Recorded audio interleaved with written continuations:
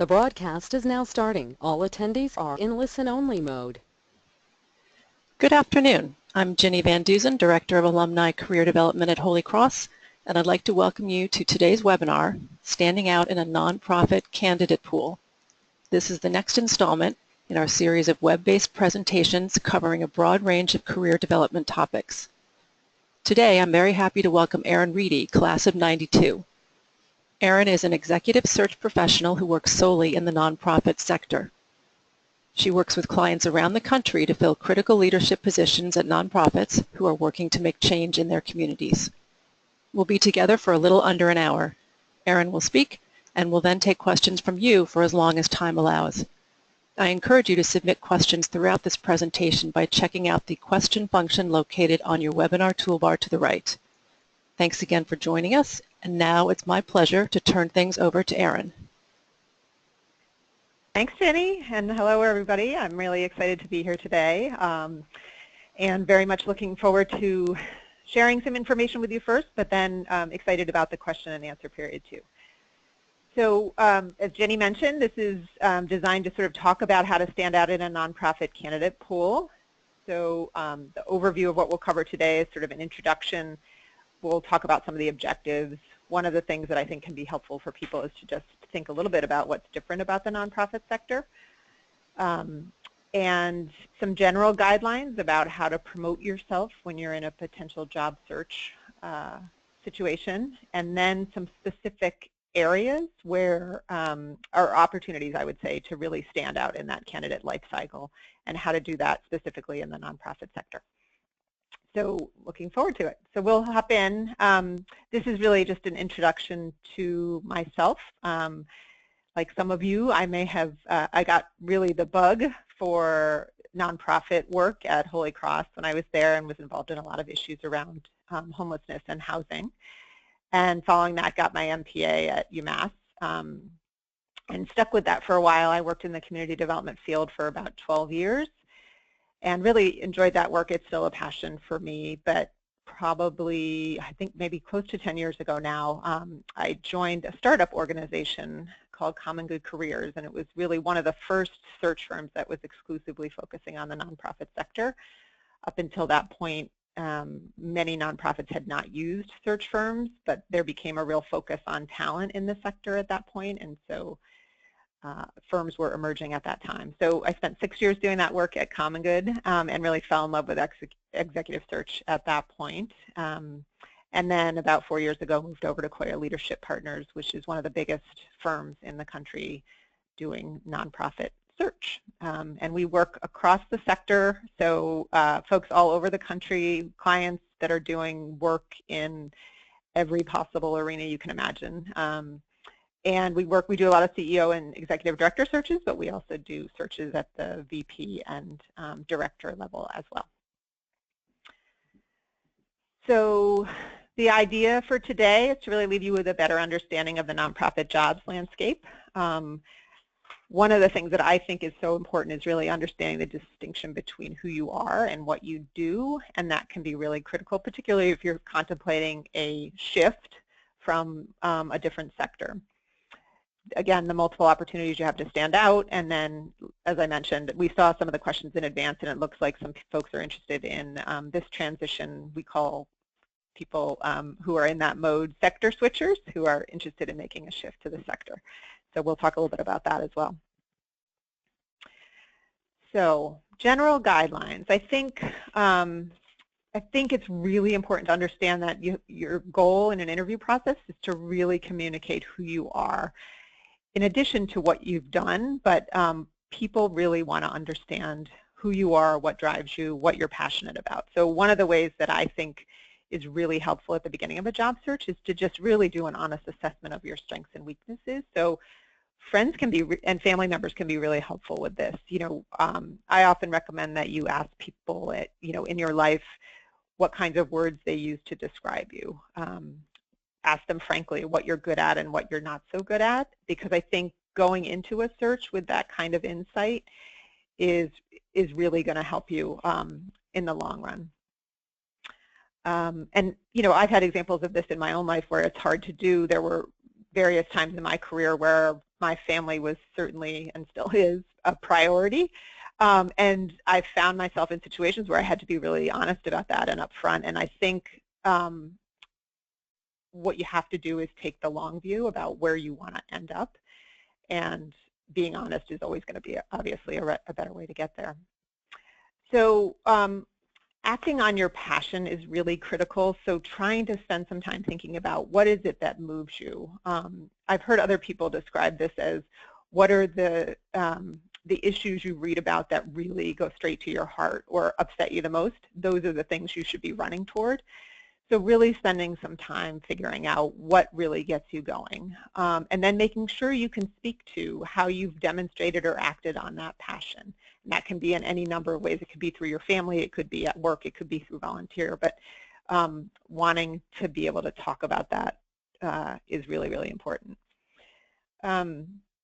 Demonstrating balance. So more and more, I think interviewers are interested in hearing what makes up your life, not just your work life. So what kinds of things you like to do when you're not working, how you spend your time. So my sense is that organizations really want to hire full, healthy people. And, you know, it used to be really unacceptable to sort of have work and life merge and talk about that shift, but that's certainly not the case anymore. And particularly in nonprofits, I think there's a lot of interest in that, in knowing who you're working with. Be a utility player. So resources are typically constrained in a nonprofit environment, and so what many of my clients are often looking for is an understanding of that and a willingness to say, I don't care if I need to be the one that goes around and locks the doors at night. I'm happy to do that because I know that's all part of the job. So really think about examples of times in your life when you've played that kind of role, and make sure that it's a role you're comfortable with. If you're not comfortable with that role, I think I would recommend sort of thinking about nonprofit work differently, because that's very much the case in most of the nonprofits we work with. And then this, I touched on this a little bit, but connecting your extracurricular work to the work environment. So there's so many ways to talk about that. I think, problem-solving skills, that's an easy one. Think about something that you've done in your family. Think about something you did with your children, at your school, in your volunteer work, any of those things. But think of examples for what the skill sets that you think are going to be required in that particular role, and how you've demonstrated them in other areas of your life will be really important. They'll be looking for you to be able to do that. And certainly I think I've found this in nonprofits in particular, that soft skills are as important, if not more important, as hard skills. So I am one of those people who believes that in many cases you can teach the hard skills. I had some experiences in my early career where I hired folks. I was in the lending field, so I hired someone who was technically very, very proficient and was a better lender than I was at the time, but was such a mismatch with the team. And so I often joke that I learned the hard way about recruiting. I mean, I think that this is a really critical piece that most employers are looking for. Demonstrating humility, leadership, a willingness to sort of say, yeah, I like working as a part of a team. I'm not the one that needs to get that kind of credit. Those are really the pieces that people are more often looking for, in addition to the competencies and the hard skills. And culture and nonprofit is so critical. I mean, I think one of the things that separates us as an executive search nonprofit firm from other executive search firms is that we spend a good deal of time probing on culture and really trying to understand what kind of environment candidates thrive in, because it is such a critical piece. So I think because salary is, most everyone's there for the mission, not necessarily driven by the money there. So I think people put more emphasis on enjoying their day-to-day work. And so thinking about what kinds of things really work for you is important. So that might mean, an organization that's really fast-paced versus one that's really process-oriented and has meetings all the time, or an organization where everyone has lunch together versus everybody goes out for work for a beer together. Or, I think there's all sorts of those different types of pieces around that culture and environment that you need to think about what's really going to work for you. Okay, so then we're going to get into some of these specific areas where you can really stand out and focus some effort. So the first one is an online presence. Clearly, it's incredibly important if you're entering a job search.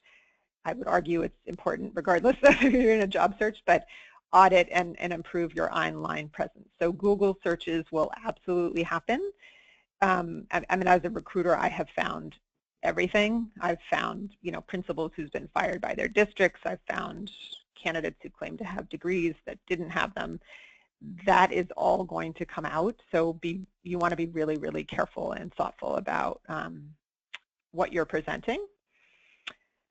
Facebook and Instagram and others, the same. I mean, everyone has access to those as well, so people are going to look there as well. I think just be really mindful. It's fine to have a presence, but just make sure you're exercising good judgment around that.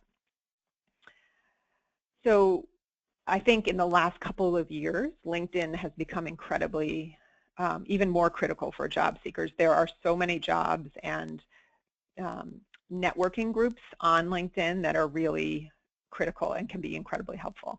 So this is really your chance to say to the world, here's my brand, here's who I am, this is what I'm looking for. Your headline is what most people will see, so I would often recommend just something really succinct, particularly if you're job hunting. Say what it is that you're looking for. But and the other piece of advice is really, in addition to that headline, fill out all of the information. So I, as a recruiter, have access to what's called LinkedIn Recruiter. It's a very expensive kind of seat that I can get in there and see, and I can search for folks by almost any word or college, or really can be very, very careful to find it. So the more information you have in there, the easier it's going to be for me to find you. So I recommend that folks really go through the whole thing and fill out all of the pieces. This last piece is just that photos are important. These are real life LinkedIn pictures, which just is hard to believe, but obviously your pictures should be professional and just include you, not your family members, not your animals. All right. So next, nonprofit differentiators. So obviously nonprofits are a different entity, particularly if you're moving from the for-profit sector.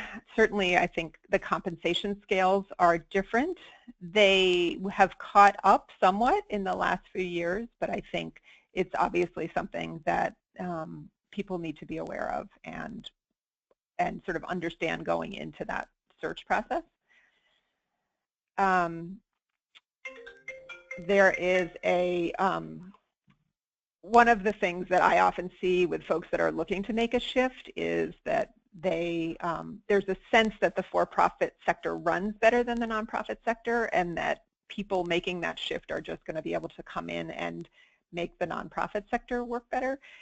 So two things. One is that, as you can imagine, folks working at nonprofits are not super keen on that attitude, but also I think it's really become clear that certainly that some of those business sector skills and business planning skills can be incredibly helpful and have worked to help the nonprofit sector get far more efficient, but they're still different animals, and I think making sure that you recognize that and acknowledge that is really important.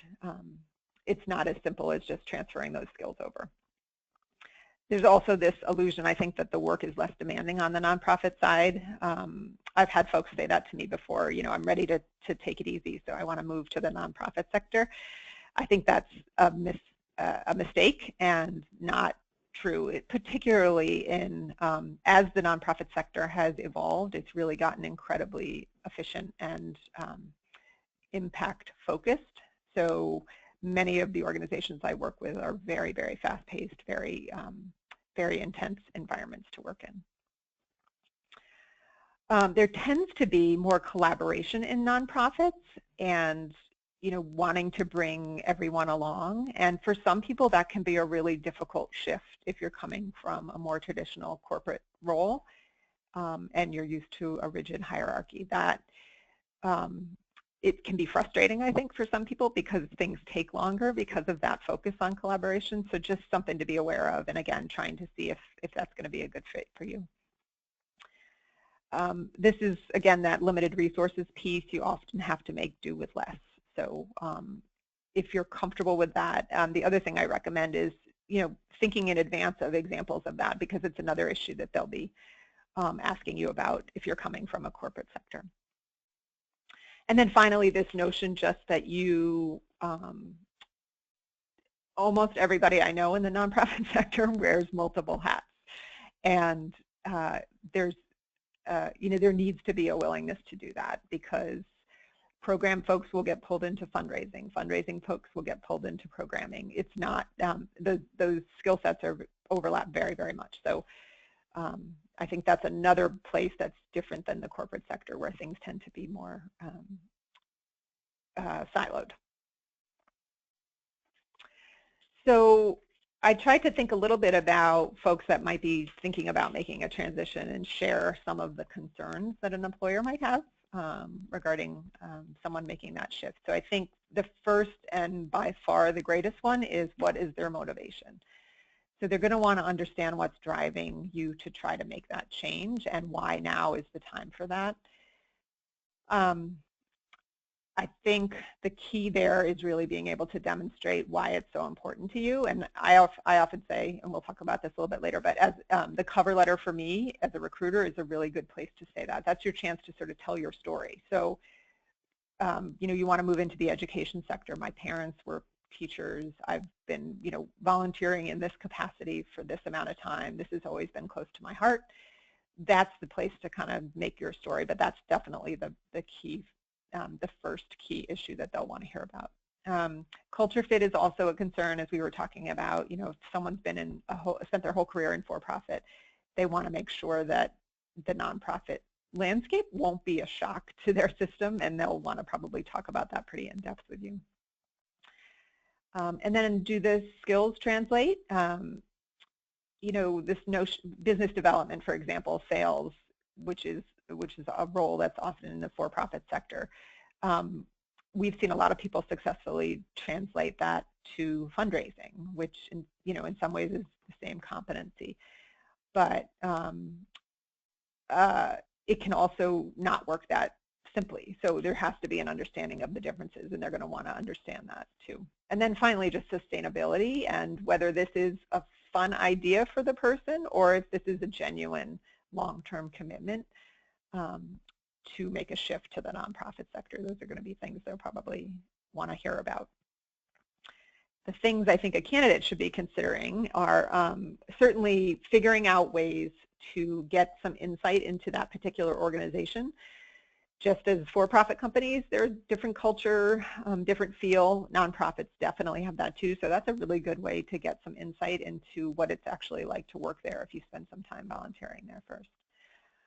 I think one of the things to consider is this notion of really being humble about the skill sets that you're bringing to the organization. So I've had incredibly successful for-profit people make that shift successfully, but I think it takes a real learning mindset and a willingness to say, I know I was terrific at this in my last role, but I understand that things are kind of different here, and I want to learn and listen to the folks around me. I think, obviously, just asking that question about passion is really important. If you don't have it, it's going to be difficult for you to stay, and I mean, I don't think that serves you or them, so I think that's important to think about. And then finally, the same discussion about where your skills match up. And so obviously there's issues like finance and general leadership that can translate, but more specifically, trying to figure out where you might best be able to contribute in a nonprofit is important to think about. So quickly, we'll talk about the resume here. I mean, I think this is, with few exceptions, this is really your first impression. So format is super important. I highly recommend keeping things simple and concise. And this is a tough distinction, but specifics are very good, but too much detail isn't. So I think what you want to focus on is outcomes in many cases. So here's what I did at this organization, not list every project, but here's the things that I was able to accomplish. That's really the best advice, because if you stop and think about each job you've had, you can come up with a few bullet points that will cover that. And that's, I think, the most helpful thing. Obviously, proofread it and have other people proofread it. Sometimes your resume will go into an applicant tracking system, so where it's literally a computer that's looking at your resume and trying to see if there's keywords on there. So one of the things to do in that case is make sure that the key competencies that have been outlined in the job description, that you're also including those in your resume, so that when they're looking strictly as a computer for a fit, that your resume will pop up. This cover letter is, I often call it a letter of interest, because I think, and the way, as I mentioned, it's really important for me, but the way I like to think about it is convince me why you are the right person for this role. Tell me your story and why you're very excited about this role and why this is the right time for you. So those are the pieces that I think are really important. The resume is more fact-based. This is really, from my perspective, a story. And again, use their own language. So identify, specific items that are listed in the job description and parrot them back, and then share examples of when you've been able to demonstrate success at those kind of things. It also shows them that you're, spending the time to really be clear about wanting that particular job.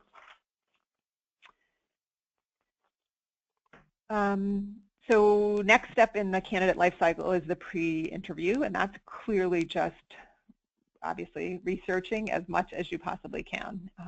So there's so many ways to do that, obviously, now on the web. So, but with the organization, you'll want to do Google searches. You'll want to find things that have just, maybe almost all of these organizations have something on their website where it says, here's news. So they'll, whatever they're putting on Twitter, whatever they're putting out there, you want to be able to be up to speed, know what has happened in the last week at that organization, and then be able to reference it in your conversation. GuideStar is it's a website where all nonprofits are required to put their financials and information about them as an organization. There are free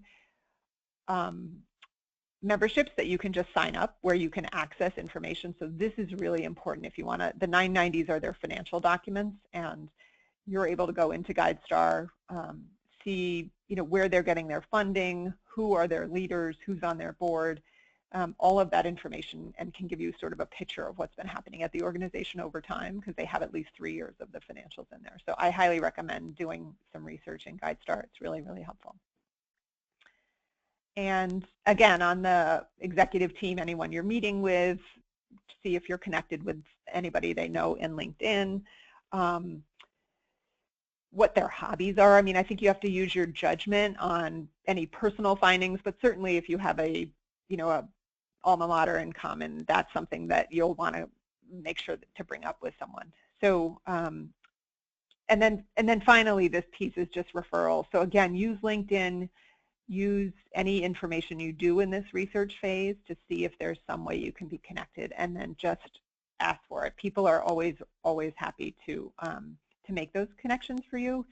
And I think even if you've already gotten an interview, if you have someone else saying to them, oh, this person is terrific, I know this person, that can be incredibly helpful in just keeping your name in front of them.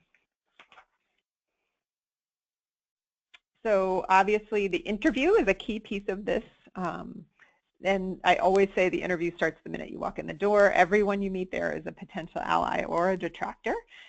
So you obviously have to treat everyone as if they were the one making the hiring decision, and make sure to connect with everybody you come in contact with. many of my clients will ask for feedback from other folks in the office that interacted with you, and not just the interviewers. So it's really, really important. These are just more general interview questions or guidelines, but I think there's a real distinction between bragging and presenting yourself in a positive manner. I often say to candidates, this is your chance to tell me about the things that you've accomplished. You should do that. There's a fine line between that, I think, and being egotistical and sort of taking responsibility for all of those things. So these are the ways that I recommend. Be humble, be appreciative, say, I've had the opportunity to work on amazing teams. Here's what my team and I were able to do together. Just really demonstrate that you're not claiming responsibility for all of this, whatever it is you've accomplished yourself. Certainly be 100% honest. I think,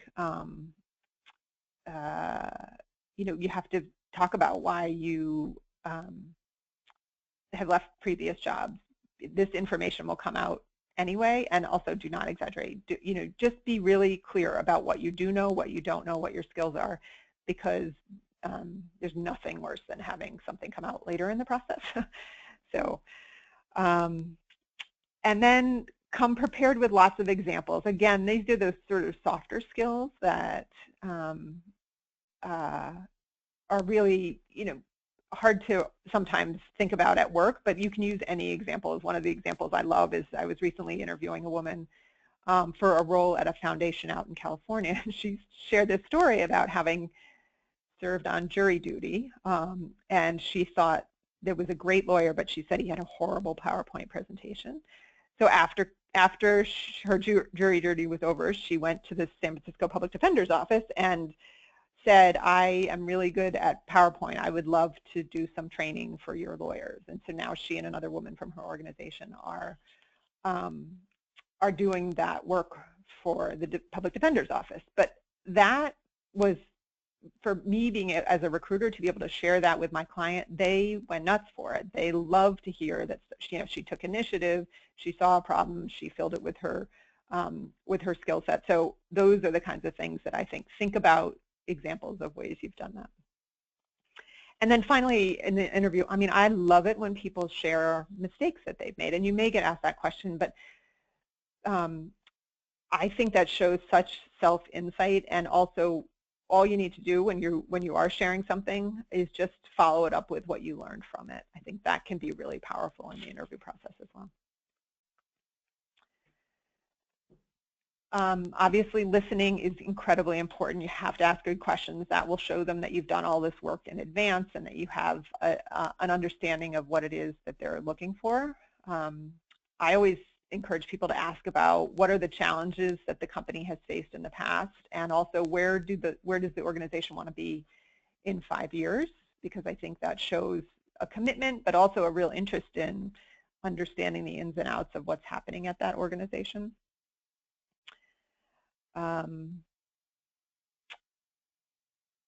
Let's see, don't be afraid to ask for direct feedback. So this is definitely good at the end of an interview, is to always ask, what could I have done better? What do you think about my role? Are there concerns that I could address? Because this is your chance when you're in front of them to really do that. You can certainly follow up with things later, but I think it also shows a genuine learning approach, and people tend to really, really like that.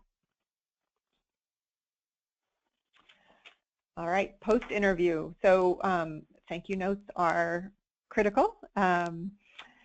I recommend that you send them to everybody you interviewed with, not just the hiring manager, and make them personal. Don't use the same template, because again, all of my clients will check on that and say, did you get one, and what did yours say? So I think clearly timeliness matters. I think no more than 48 hours. I do think that email is totally acceptable in most cases now. I think that's the way most organizations are receiving feedback. So that's definitely perfectly fine. And then I always recommend that you really highlight something very specific from the interview. So was it you know, a really interesting conversation you had, or something that you did once you left the interview, you went back and did some additional research. So anything that can really be specific about that interview is really, really important to call out in the thank you note, because then it will remind them, oh, that's right, we had a really good conversation about that. And then finally, this is important too, just sort of closing the loop with any referrals that helped you get the interview. Let them know how it went, what you thought about it. They can often serve as a good source for feedback too. The organization might be more willing to give it to sort of an outside person if they won't give it to you directly. So I say always use that opportunity to find out more about it. And I think that's it. So, I mean, I think finally, I know this is hard, but I always think of the interview process as fun. I say that to my clients and to my candidates. And I think just that mind shift around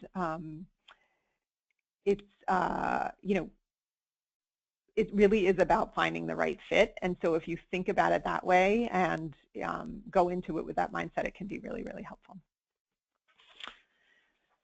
So that's that, Ginny, but I guess we can turn it over to some questions.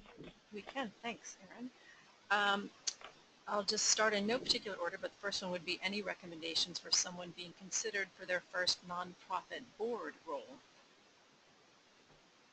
Yeah, so that's interesting. I would say that much of the same advice that we just talked about also applies at the board level. We're actually doing it's interesting, we're doing a trustee search currently for for a large foundation, and they're looking for that same passion and that same mission fit and critical, you know, I guess I would say a critical mind, because I think oftentimes when nonprofits are putting together boards, they're really looking to get different skill sets all together, with the goal being that the decisions that come out of that board are really going to help the organization move forward. So I think being able to connect what you've done to that mission, and then being able to talk about the specific skill sets that you would bring to whether it's, you know, a fundraising network or whether it's finances, or boards are in need of all of those same skill sets that nonprofits have. So I think those two things are probably the most critical. Okay, here's an interesting question. Given the sector, fundraising aptitude almost seems like table stakes to enter nonprofit world. What is your advice for those who don't have that skill set? Yeah, it's a great one. And I think you're right. I mean, it's interesting. Probably half of the searches that we do that aren't the top leadership role are fundraising searches, because that skill set is in such demand in the nonprofit sector. I think there are ways to get it. I think, again, sort of volunteering and doing some of that, you know, event planning, et cetera, outside are ways to get that in the nonprofit sector. I think if you're coming from the for-profit sector, again, I think business development, sales, I think it's the exact same skill set. I really do. And I think strategy. So one of the big pieces around fundraising is somebody who can put together a fundraising plan. And what that entails is you look at the market, you identify who some potential donors are, you identify a specific project plan for going after each of those donors. So I think being able to talk about other ways that you've been able to sort of take a strategic approach to that would be really, really helpful.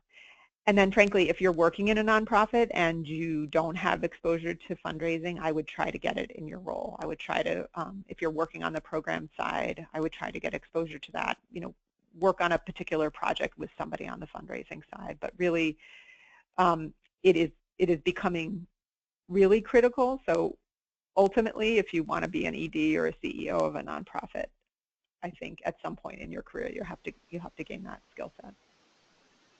All right, next question. Is it appropriate in a job interview to ask about what the culture is like at that workplace? Yes, absolutely. And I think folks would appreciate that. I think it shows an understanding that you recognize how critical that is, so I would absolutely recommend that. Any tips on how to ask it? I think that, I think you can say, what's the culture like? I think if you may also want to expand and say, tell me what it feels like here on a day-to-day basis. And then you can even throw out some suggestions. Is it fast-paced or is it slower? Is it a real collegial environment, or do people tend to stick to themselves? Or, and I would even start the question with, in my next role, culture, I know about myself that culture is really critical in terms of my happiness and my success in an organization. So I'd really love to hear more about, what it's like to work here on a day-to-day basis. Next question, what if you have little to no experience with a nonprofit or with volunteering? Yeah, I think it can be a tough thing to get into. I think certainly there are entry-level jobs where if you have demonstrated an ability to work in an office, for example, and you want to get a job at a nonprofit, I think there's an openness to that. I think what you'd have to do is really talk compellingly about why their mission was important to you. But I do think at that level you can get in without a lot of experience. I think later on in your career, people are really going to be looking for you to demonstrate, a connection to their mission. I mean, I've had it, and again, it doesn't have to be. You don't have to have years of volunteering in this particular world. It can be really just telling folks your personal story. So, for example, like I said earlier, your parents are teachers, or you have an adopted child, or your family member was affected by a particular disease, and that's what's driven you in this direction. So it doesn't have to be hours worked at a nonprofit. It just needs to be part of your story, and they need to understand, well, I guess it needs to make sense to them why you would be applying for the role and why you would be excited about it. How do I stand out when I am applying straight out of my graduate program? That's a good question. So I think certainly, I mean, I know you've probably heard this a lot, but internships are really important. I think I'll be frank. I think sometimes, my experience was when I graduated from Holy Cross, I moved to Harrisburg, Pennsylvania for a year because it was the only place I could get a job in the field that I wanted to get a job, and it was not where I was hoping to move, but I moved there for a year and I loved the job, and that got me back into graduate school and made the next step for me. So I think sometimes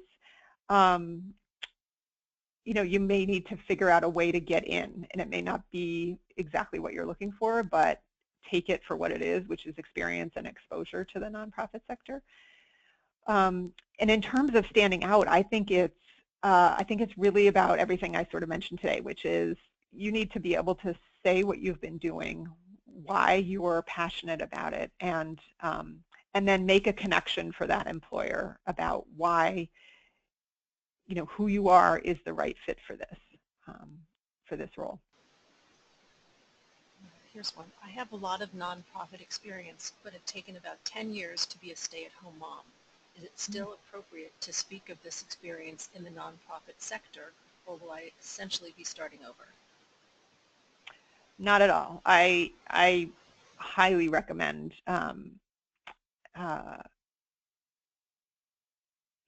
highlighting all of that experience. Anything you've got, I think that could be an interesting. I've seen some really great resumes for folks that are getting back into this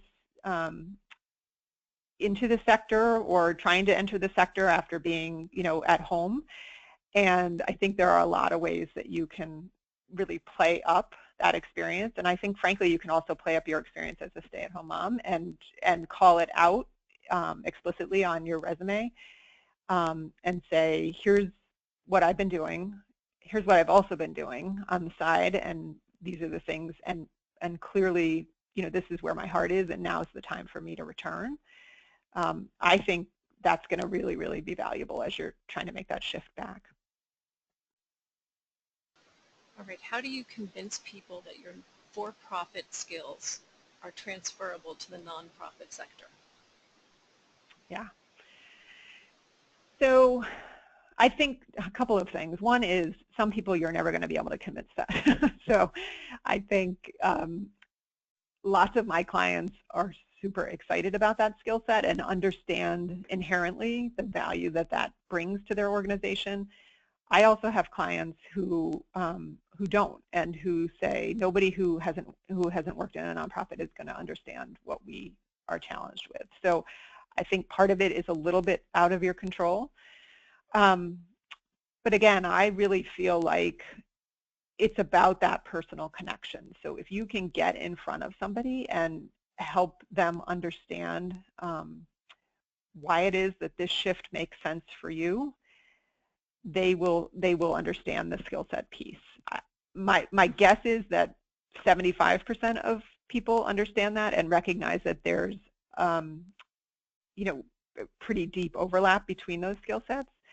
So, but I think, again, making that case and also being really humble about it and making sure that you are not coming in saying, I'm here to bring my skills to this lucky nonprofit, but I'm here, I understand that I have these skills.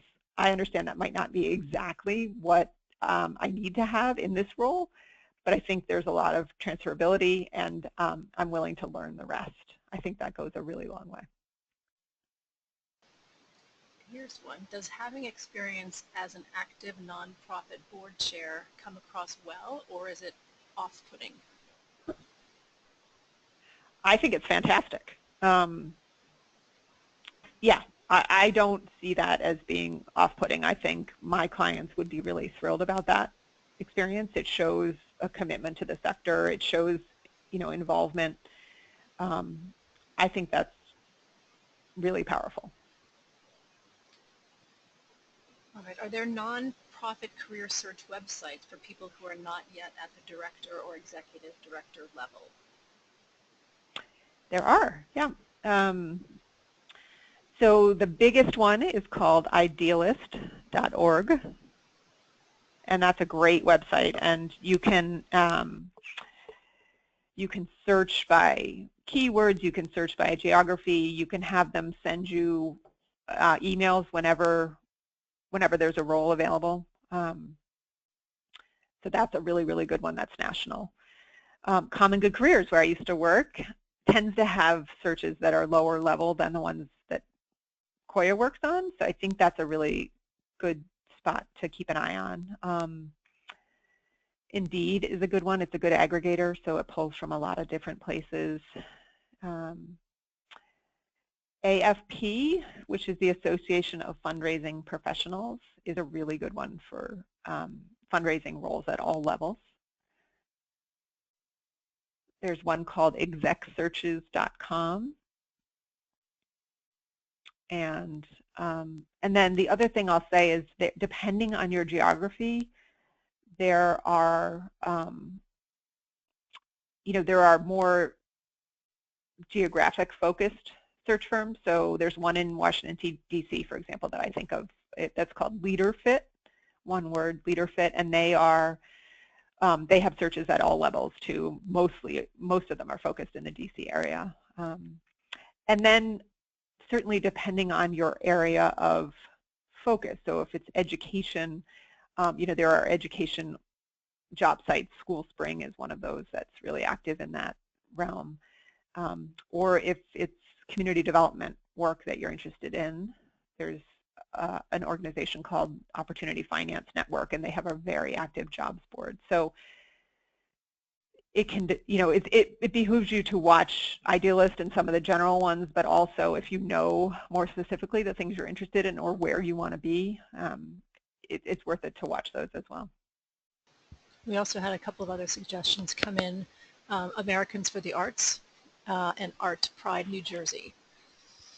All right, here's one. If you run a department within a nonprofit, how would you recommend best positioning yourself to convince an organization that you're qualified to move up to a CEO or executive director role? Yeah, that's a great one. I think part of it goes to the fundraising piece that we talked about earlier, and so certainly I think, in my experience, boards are often looking for folks that are very external facing for their CEO roles because they have program people in place, but they really need somebody who's out there all the time as their advocate.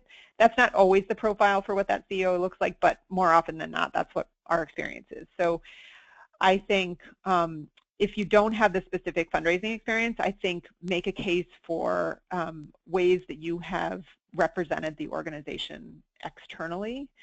And if you're not getting those opportunities, I would recommend trying to get them. So, get more exposure to the board, whether it's presenting at the board meetings or speaking on behalf of your organization out in the community. Those are, I think, the things that that is going to convince a board that you have the presence and the ability to serve as their single spokesperson, which is often, really, really what they're looking for in that CEO role. So exposure and experience, and trying to make sure that you are in front of the people that would be making that decision, I think is probably most important. For the people who are returning to the workforce, they've been out for whatever number of years, but have stayed active in doing some volunteering in schools or other nonprofits. What's your tip on how to avoid any potential perceived age discrimination? Or do you think that's not an issue? I wouldn't say it's not an issue. I'm not, I don't see it, to be honest with you, that often. I think there's an organization that comes to mind that's called Encore, and one of the things that Encore does is sort of, once folks have actually retired from the private sector, they try to find them opportunities in the nonprofit sector. And I share that just to say that I think there's a general feeling among the nonprofit sector that there is a lot of value in folks who are at that stage and who are interested in giving back. Again, I think it really has to be about that genuine desire to make that shift, but I don't see that there's a sort of an age out time when people are not open to that anymore. I think there's more. I think the contrary is true. I think there's an understanding and a valuing of those skill sets, and that they're seen as an opportunity to get some of those for-profit skill sets into the nonprofit sector. That's an encouraging answer. All right, here's one that says, what markets have the most not-for-profit opportunities? Now, I'm not sure if they're talking about areas within the nonprofit sector or geographic markets, but do you have thoughts on either of those possibilities? Sure. So I don't think geographically there is one city that's really well known. I think all of the major cities have very vibrant nonprofit sectors. Certainly that's our experience. We work across the country. We have a big office in Chicago. We have a big office in LA. So I think education is a big sector within the nonprofit sector right now. It's going to be really interesting to see what happens now with some of the shifts at the national level around education. But for the past 5 to 7 years, I would say that's been an area where there's been a tremendous growth in terms of charter management organizations. And the other piece of the sector that's been really huge there is sort of after-school programming and extended day programming. So there's huge and really successful nonprofits doing a lot of that work. Mentoring is another area that's really taking off.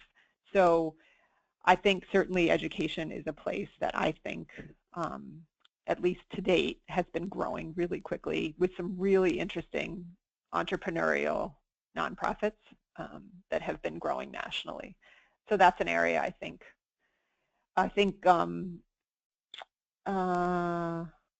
what else would I say? Probably not cultural institutions, probably not healthcare. I guess the other space I would say is probably in the environmental space. And again, things are shifting pretty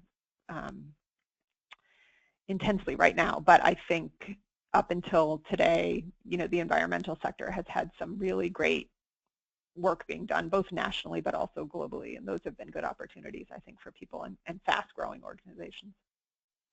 Well, that's actually a nice segue, because here's a question from an alum looking for tips on moving from being a classroom educator to a nonprofit organization focused on education. Yeah. Well, I think the good news is that lots of the searches I do in the ed sector, if you have been in a classroom, it puts you a step up already. I think because I hear the opposite more often, which is that they don't think somebody who hasn't been in a classroom can understand what they're trying to do.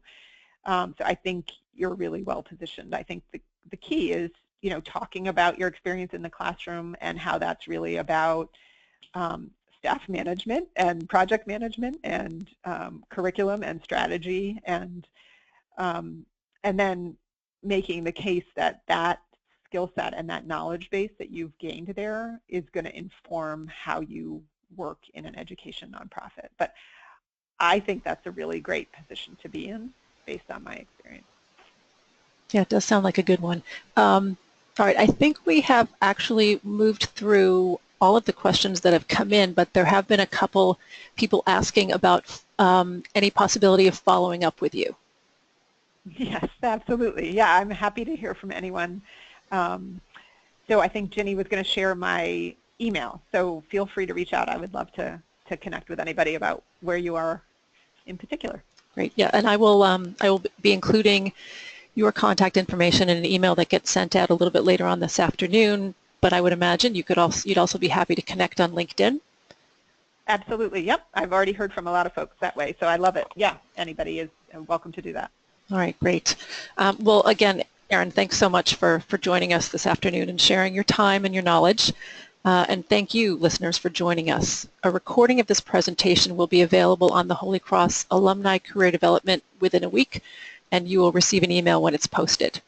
You'll also receive a short email survey about this webinar, and I encourage you to share your feedback with us. If you have any follow-up questions, please feel free to reach out to me here in the alumni office.